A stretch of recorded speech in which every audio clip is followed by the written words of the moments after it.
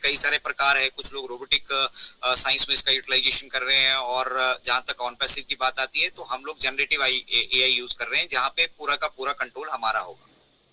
हम मशीनों के भरोसे ये चीजें नहीं छोड़ देने वाले हैं। ओवरऑल कंट्रोल जो रहेगा वो ह्यूमन कंट्रोल ही रहेगा, और एआई को मतलब एक प्रॉपर तरीके से कंट्रोलिंग वे में जो है यहाँ पे हम यूटिलाइज करने वाले हैं for the betterment of humanity. किस तरह से एआई मतलब जब हम इंटरनेट के व्यवसाय की बात कर सकते हैं तो किस तरह से एआई इस व्यवसाय को आसान बना सकती है, और आसान बनाने के साथ साथ किस तरह से इसका इंटीग्रेशन करके हम अपना जो ऑन पैसिव की हम टेक्नोलॉजीज डेवलप कर रहे हैं उससे आम आदमी को बेनिफिट कर सकते हैं। ये उद्देश्य ऑन पैसिव का है। तो इस उद्देश्य को हमें समझना होगा, और इसके साथ फिर बहुत सारी चीजें as a founding member community, आप अगर इंडिया के सिटीजन भी हैं तो आपके कुछ मौलिक अधिकार हैं और कुछ मौलिक ड्यूटीज भी हैं। तो उसी तरह से अगर आप फाउंडिंग मेंबर हैं यहाँ पे तो कुछ आपके मौलिक अधिकार भी यहाँ पे बनते हैं, और उसके साथ कुछ आपकी मौलिक ड्यूटियां भी यहाँ पे बनती है। तो हमें अपनी जिम्मेदारियों को पहले समझना होगा, हमारा रोल क्या है। बहुत सारे लोग कंफ्यूज हैं, भीड़ की तरह कुछ लोग अंदर घुस के आ चुके हैं, कुछ लोग अभी भी सीख रहे हैं, कुछ लोग सीख चुके हैं, वो औरों को सिखाने की कोशिश कर रहे हैं, जिस तरह से हमारा ये मंच है।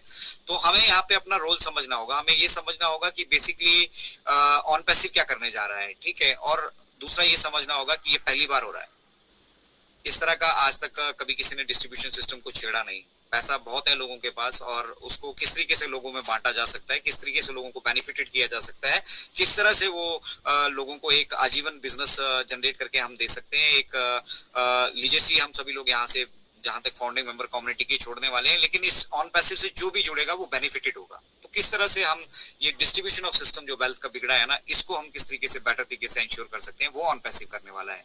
तो उसकी तरफ हमारा ध्यान फोकस होना चाहिए। हमारा ध्यान शॉर्ट टर्म विजन में चला जाता है, हम कॉपी ट्यूबर्स को सुन लेते हैं कि भैया प्रोडक्ट के पैकेज शुरू हो गए हैं, बस अब इस महीने से आपको पे आउट आना शुरू हो जाएगा, अगले महीने आप होनोलुलु में होंगे, आप अमेरिका में होंगे, आप फलानी जगह होंगे, आपके पास रोल्स रॉयस होगी, आपके पास ये होगा, आपके पास वो होगा। डेफिनेटली ये सब कुछ होगा, लेकिन हर एक चीज का एक पड़ाव है। हम पहली बार कर रहे हैं तो हमें नहीं मालूम है कि हमारे रास्ते में किस तरह के रोड हैं। वो तो जैसे जैसे हम आगे डेवलप करते जा रहे हैं, आगे बढ़ते जा रहे हैं, हमें मालूम चल रहा है कि यहाँ पे इस मतलब करप्ट फील्ड वर्ल्ड में हमने बहुत सारी व्यवस्थाओं को बिगाड़ दिया है। बहुत सारी व्यवस्थाएं यहाँ पे अवेलेबल ही नहीं है। आज से पहले कभी किसी ने बांटने की नहीं सोची, इसलिए बांटने की व्यवस्था ही यहाँ पे नहीं बन पा रही है। और मिस्टर ऐश उसको अगर अपनी तरफ से बनाना चाहेंगे तो उसमें समय लगेगा। अब हमें समय का तोड़ भी निकालना है, टाइम बिंग जो हमारे पास ऑप्शंस अवेलेबल है उनको भी एक्सप्लोर करना है, तो वही सब बैकएंड पे किया जा रहा है।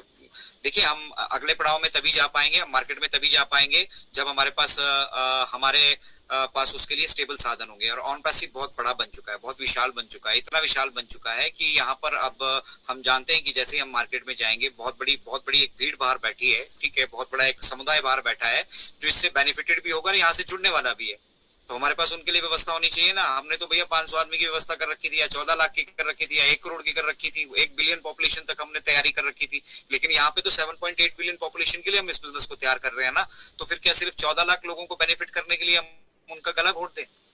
That is just not possible. That mister Ashu मुफारा वो कभी नहीं करने वाले हैं। वो 7.8 बिलियन पॉपुलेशन के लिए कर रहे हैं ये सब कुछ। और ये हर एक फाउंडिंग मेंबर कम्युनिटी को हमें समझना होगा कि ये बिजनेस सिर्फ हमारे लिए डेवलप नहीं हो रहा है। हाँ, इस बिजनेस से सबसे ज्यादा अगर कोई बेनिफिटेड होंगे तो फाउंडिंग मेंबर कम्युनिटी होगी, उसमें किसी तरह का कोई शक नहीं है।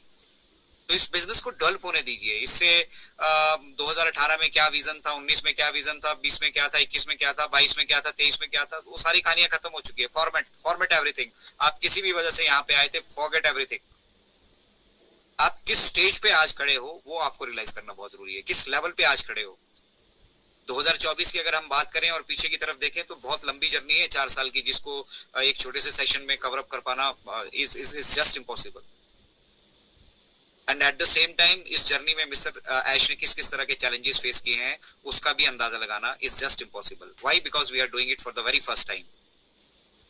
ये कभी भी नहीं हुआ है, और जब नहीं हुआ है तो हमें नहीं पता है कि हमारे साथ क्या समस्या आएंगी, और जब हमारे साथ समस्या आ रही है हम उनके समाधान पे काम कर रहे हैं। दैट इज व्हाई मिस्टर ऐश कहते हैं कि हमें पॉसिबिलिटीज पे फोकस करना चाहिए। अच्छे लीडर्स जो होते हैं वो पॉसिबिलिटीज पे, संभावनाओं पे काम करते हैं। समस्याएं तो मेरे पास भी बहुत है, 500 400 500 समस्याएं हैं। आप जितने लोग जुड़े हैं मेरी समस्याओं का निवारण कर दीजिए।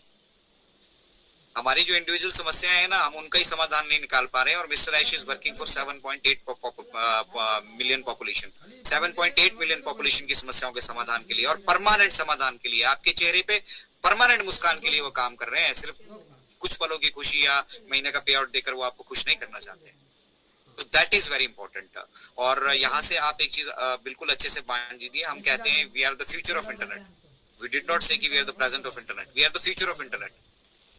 और वो फ्यूचर ऑफ इंटरनेट बनने के लिए हम बैकएंड पे क्या क्या कर रहे हैं, वो ये जैसा ऑन पैसिव इकोसिस्टम जैसा रेवोल्यूशन रेडी हो चुका है, वहां पे आपको ओमेल, ओट्रिम, ओनेट जैसे तीन बड़ी बिग इंडस्ट्रीज हैं। ये भी ओमेल एक बहुत बड़ी इंडस्ट्री है, ट्रिम यूरल की इंडस्ट्री एक बहुत बड़ी इंडस्ट्री है।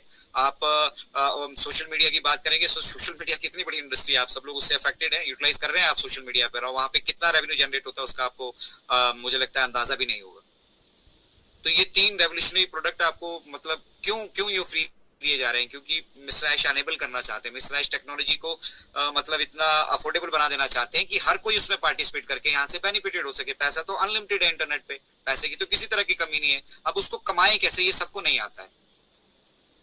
तो वो मिस्टर ऐश यहाँ पे इंश्योर करने वाले हैं सभी के लिए। तो आप सोचिए उस इतने विशाल का जो मिशन हम लेकर चल रहे हैं, उसके लिए बैकएंड पे मतलब हमारा फाउंडेशन कैसा होना चाहिए, हमारा आधार कैसा होना चाहिए। बुर्ज खलीफा अगर बना है तो क्या एक दिन में बन गया या 4 साल में बन गया?